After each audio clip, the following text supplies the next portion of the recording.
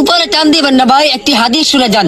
আল্লাহ নবী সাল্লাল্লাহু আলাইহি ওয়াসাল্লাম বলছেন, মাল্লাহুল মাওলা ফালাহুল কুল, যে আল্লাহর হয়ে যায়, আল্লাহ গোটা কুল মাখলুকাত তার গোলাম বানিয়ে দেয়।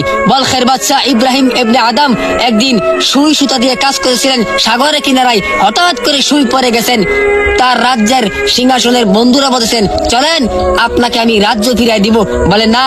বলে আপনি এখানে থেকে কি পাইছেন? বলে দেখো কি পাইছি। বলখের বাদশা ইব্রাহিম ইবনে আদম যখন সাগরের মাছদেরকে হুকুম করলেন, এ সাগরের মাছেরা, আমার সুইটা আমাকে ফিরিয়ে দাও।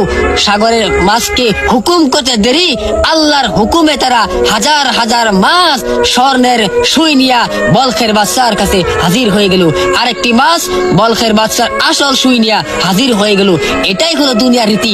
মাল্লাহুল মাওলা ফালাহুল কুল, যে আল্লাহর গোলাম হয়ে যায়, আল্লাহ তার গোটা কুল মাখলুকাত তার গোলাম বানিয়ে দেয়। আপনি যত মুসিবতে থাকেন, যত বিপদ আপদ বালা মুসিবতে থাকেন, আল্লাহকে স্মরণ করেন, আল্লাহকে স্মরণ করেন। আল্লাহ আর এক আয়াতে বলেন, ফাজকুরুনি আযকুরুকুম, যারা আমি আল্লাহকে পাওয়ার জন্য হেঁটে হেঁটে আসে, ওয়াজকুরুনি ওয়ালা তাকফুরুন, আমি তাদেরকে পাওয়ার জন্য দৌড়ে দৌড়ে যাই।